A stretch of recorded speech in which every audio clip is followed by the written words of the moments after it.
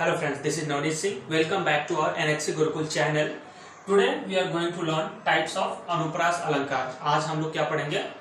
अनुप्रास अलंकार के भेद. ठीक है, तो सबसे पहले हम लोगों को ये जानना चाहिए कि अनुप्रास अलंकार के टोटल कितने भेद है, उसके कितने प्रकार है. Total how many types of अनुप्रास अलंकार. तो अनुप्रास अलंकार के मुख्य रूप से 5 प्रकार है. कौन कौन से?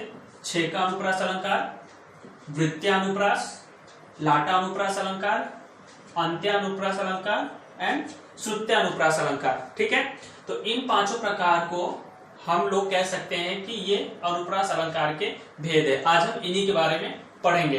तो सबसे पहला वाला कौन सा है? छेका अनुप्रास अलंकार. Okay friends, now we will learn about छेका अनुप्रास अलंकार. छेका अनुप्रास अलंकार is one of the part of अनुप्रास अलंकार. ठीक है, इसका डेफिनेशन क्या होगा, इसकी परिभाषा क्या होगी? सी, काव्य में जहां भी एक से अधिक बार वर्णों के आवृत्ति स्वरूप एवं क्रम से शब्द के आरंभ या अंत में सिर्फ एक बार हो, अर्थात वह दोहराया गया हो, वहां क्या होता है? छेका अनुप्रास अलंकार होता है. Once again I will tell you, जैसे किसी भी वाक्य में अगर पहले वाले वर्ड में एक कॉन्सोनेंट है, ठीक है, कोई भी व्यंजन है, और दूसरे वाले वर्ड में भी कॉन्सोनेंट है, मतलब पहले वाले वर्ड का पहला अक्षर और दूसरे वाले वर्ड का पहला अक्षर दोनों सेम हो, या पहले वाले वर्ड का लास्ट लेटर और दूसरे वाले वर्ड का लास्ट लेटर दोनों सेम हो. यहाँ पे क्या लिखा है? आरंभ और अंत में, मतलब स्टार्टिंग का लेटर और लास्ट का लेटर अगर सेम है तो क्या होगा? छेका अनुप्रास अलंकार होगा. Now we will go for the example, then it will be easy to understand. Okay, example मैंने यहाँ लिखा है, कारण कर्ण नाथ मुहि मारा. First one example see. First word first letter ka is there, second word first letter is there. According to definition, if the first letter is same क्रम में, मतलब एक के बाद एक आ जाए, मतलब यहाँ भी क है यहाँ भी क है, तो क्या हो गया? छेका अनुप्रास अलंकार हो गया. Now one more example you see, रिझी रिझी सहसी सहसी. मैंने यहाँ पर क्या लिखा है? पहले वाला वर्ड और दूसरे वाला वर्ड में देखिए, इसमें पहला वाला जो लेटर क्या है? र. यहाँ भी पहला लेटर क्या है? र. Okay, according to definition, if the both letter is same, first word first letter, second word first letter, or first word last letter and second word last letter, if it is same then also it is छेका अनुप्रास अलंकार only. Okay, here see, सहसी सहसी. Here in this word first letter is sa, here also what is this? Sa.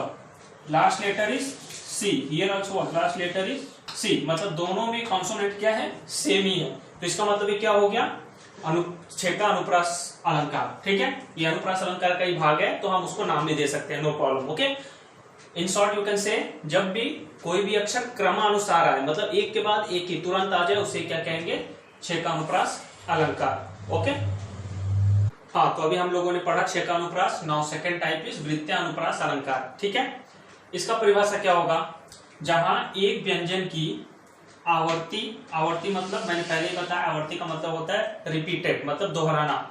क्रमानुसार, क्रमानुसार मतलब serial wise, line में 2 या 2 से अधिक बार हो. How many time? मिनिमम 2 और मोर देन 2.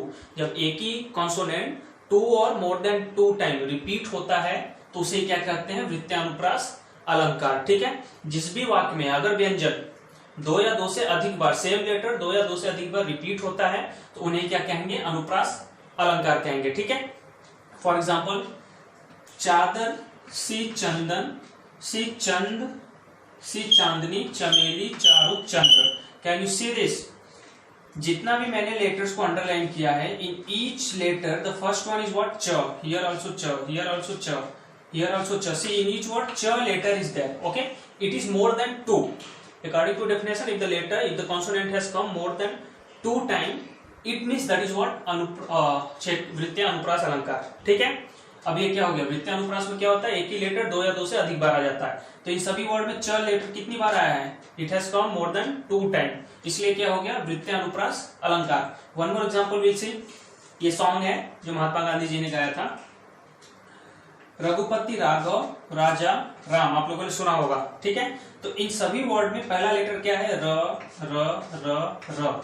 सभी वर्ड में, सभी शब्द में क्या है? सबसे पहला वाला अक्षर, पहला वाला अक्षर क्या है? र है. इसका मतलब ये र लेटर कितना बार दोहराया गया है? 2 बार से अधिक. See 1 2 3 4, it has repeated more than 2 time, that's why this sentence is it will come in which category, वृत्यानुप्रास अलंकार में, ठीक है।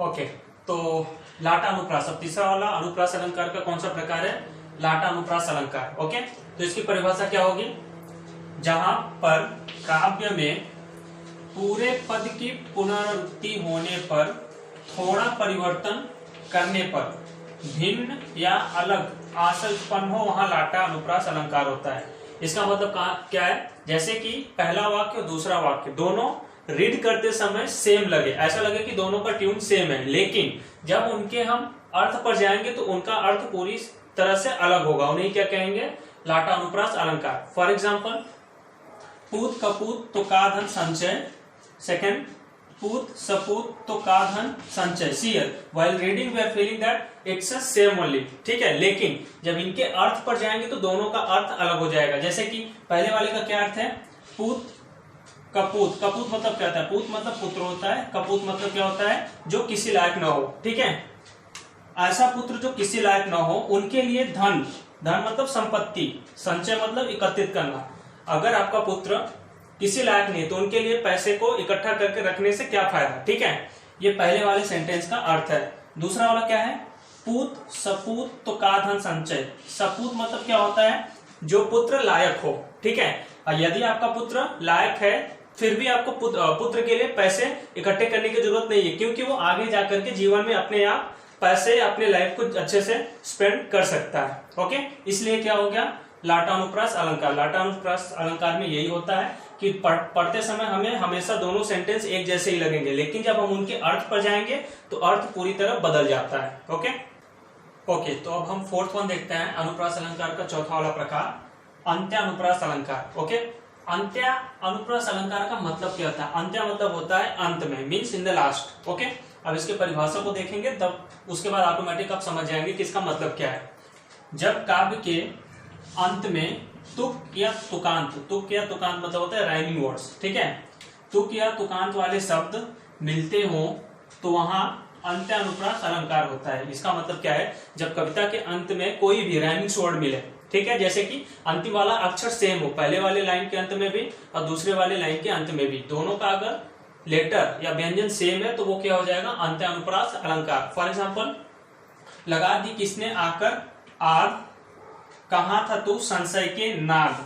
अब देखो पहले वाले सेंटेंस के लास्ट में क्या है, ग, ठीक है, और दूसरे वाले सेंटेंस के अंत में क्या है, ग, means both letter is same, it means it is a rhyming word, that's why this is called अंत्यानुप्रास अलंकार। Okay, one more example will see, रंग बिरंगे पंख सजीले, लाल गुलाबी नीले पीले। See in the both sentence last word last letter is same only, le and le, it means they have used ल consonant, that's why this is what अंत्यानुप्रास अलंकार, मतलब अंत में दोनों का अक्षर क्या है, सेम ही है, एक जैसा, इसलिए क्या हो गया अंत्यानुप्रास अलंकार। Okay friends, now we are going to learn about श्रुत्यानुप्रास अलंकार। This is the fifth types of अनुप्रास अलंकार, ये अनुप्रास अलंकार का पांचवा प्रकार है, ठीक है।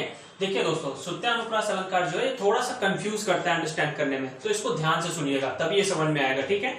मैं कोशिश करूंगा कि बहुत इजी मेथड में आप लोग को समझाऊं। सो विल सी, जहां पर डेफिनेशन, जहां पर कानों को मधुर लगने वाले वर्णों की आवृत्ति हो, मतलब ऐसा वाक्य जिसमें ऐसे कुछ लेटर्स हों जिनको सुनने में हमें अच्छा लगे, we feels happy after hearing those letters, that is called श्रुत्यानुप्रास अलंकार। कैसे, जैसे कभी कभी क्या होता है, जब हम शायरी बोलते हैं, शायरी पता होगा ना, जब कभी लोग शायरी बोलते हैं तो सुनने में बहुत ही अच्छा लगता है, तो वो सब क्या होता है, वो सब होता है श्रुत्यानुप्रास अलंकार। जैसे दिनांत थे दीनानाथ दोपते, सधेनु आते गृह ग्वाल बाल थे। देखिए ये ऐसा लग रहा है जैसे कि ये शायरी है, मतलब कानों को सुनने में ये अच्छे लग रहे हैं, इसीलिए क्या हो गया ये श्रुत्यानुप्रास अलंकार। ओके, श्रुत्यानुप्रास अलंकार का एक और एग्जांपल और एक डेफिनेशन मैं बताऊंगा जो आपको अंडरस्टैंड करने में इजी होगा। जहां काव्य में एक ही स्थान से उच्चारित होने वाले वर्णों की आवृत्ति हो, आवृत्ति मतलब रिपीट हो, वहां श्रुत्यानुप्रास अलंकार होता है। मतलब ऐसा वाक्य जिसमें व्यंजन के एक ही वर्ग से लिया हुआ अक्षर हो, जैसे एक एग्जांपल देखते हैं, चंचल जल में छिपे न झलक तुम्हारी जब से देखी। See in this sentence will see something, I will underline some letter, that one you see from each word. I will take one first letter, च, ज, छ, okay, and j. Here I have written some, I have taken some letters, ठीक है। इन सभी में हम देख सकते हैं कि च, छ, ज, झ, सीधे च, छ, ज, झ, ये व्यंजन में जब आप दूसरे वाले लाइन में पढ़ेंगे क, ख, ग, घ, न, च, छ, ज, झ, ये आता है ना। जब किसी भी कविता के पंक्ति में ये अक्षर आते हैं, मतलब एक ही वर्ग के अक्षर आते हैं, कॉन्सोनेंट व्यंजन आते हैं, तो वहां पर किस अलंकार का उपयोग किया होता है? श्रुत्या अनुप्रास अलंकार का उपयोग किया हुआ होता है, ठीक है। इस वाक्य में आप देख सकते हैं च भी है, देन छ भी है, ज भी है और झ भी है, मतलब च, छ, ज, झ अकॉर्डिंग टू डेफिनेशन जब उच्चारित होने वाले वर्णों की आवृत्ति हो, मतलब ऐसा व्यंजन अक्षर जो एक ही वर्ग, एक ही लाइन से लिया गया हो वाक्य में, तो वहां पर कौन सा अलंकार होगा? श्रुत्या अनुप्रास अलंकार। अदरवाइज जो कानों को सुनने में वाक्य अच्छे दिखें या सुंदर लगे, वो भी क्या होंगे? श्रुत्या अनुप्रास अलंकार। ओके दोस्तों, I hope you all understood whatever I taught you today.